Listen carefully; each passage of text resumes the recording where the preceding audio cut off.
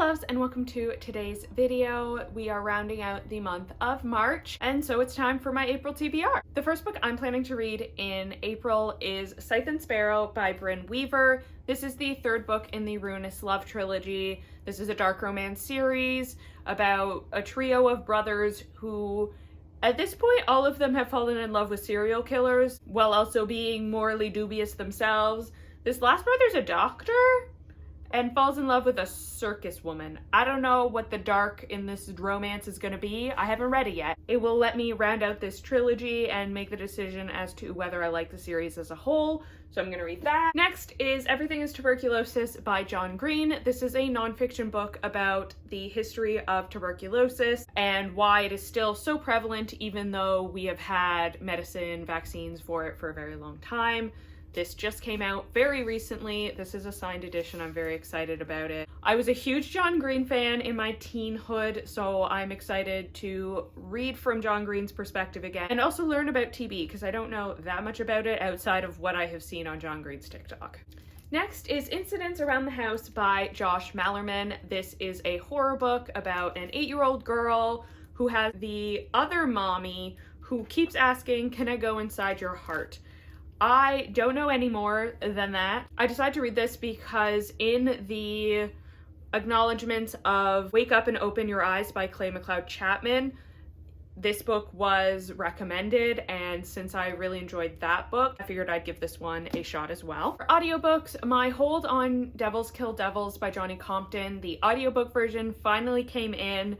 I think this was on a TBR back in like October. I never got around to it. I was in a bit of a slump in the fall. I returned that one to the library without reading it and decided to do the audiobook instead. That's finally come in. That's on my TBR. This is about someone who thinks they have a guardian angel and then their guardian angel kills someone and they're like, you an angel? Because that seems kind of sketchy. I also want to listen to the audiobook of Girls with Sharp Sticks by Suzanne Young.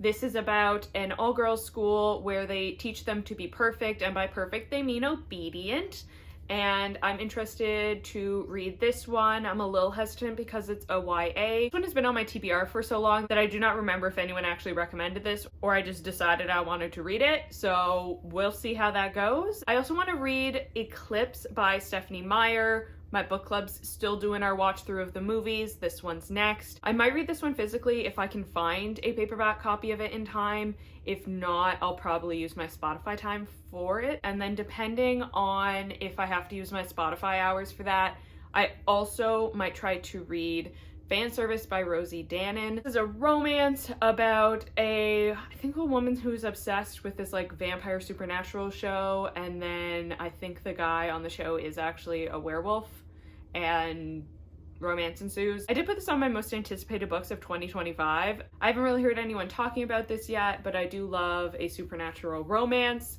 and I want to explore some more contemporary ones. My paranormal romance has been the Sookie Stackhouse series and Twilight, so maybe we should read something written in this decade, and I'm hoping that one goes well. Next, I want to listen to The String Diaries by Stephen Lloyd Jones.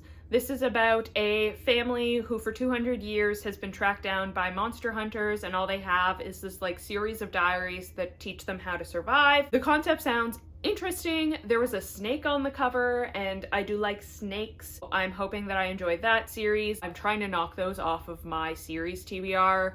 It has like 180 something series on it. Let's get some of the duologies off and then I will feel a bit better about going into some longer series when I don't have so many series I want to get into. So those are all the new books on my April TBR. I am so behind on my February and my March TBR that some of those are going to be recycled, so I still need to read The Poppy War. I still need to read Jane Seymour from the Six Tudor Queen series. I still need to read Lapvona. I still need to read No Good Deed. I might end up going back to the library. I don't think it's so high in demand that I won't be able to get it again. That's also why this was like mostly audiobooks, because I can get through audiobooks fairly quickly. It's something I can do while multitasking. I have not been sitting down and giving books my undivided attention. That is my quick little run through of my April TBR. Let me know in the comments down below what books you're planning to read for April, if you've read any of these ones, what you thought about them, or leave the clown emoji for circus performer in Scythe and Sparrow. That's all I got today. If you enjoyed, like and consider subscribing so you don't miss the updates on my thoughts when I do read these books. Thank you so much for watching and have a great day.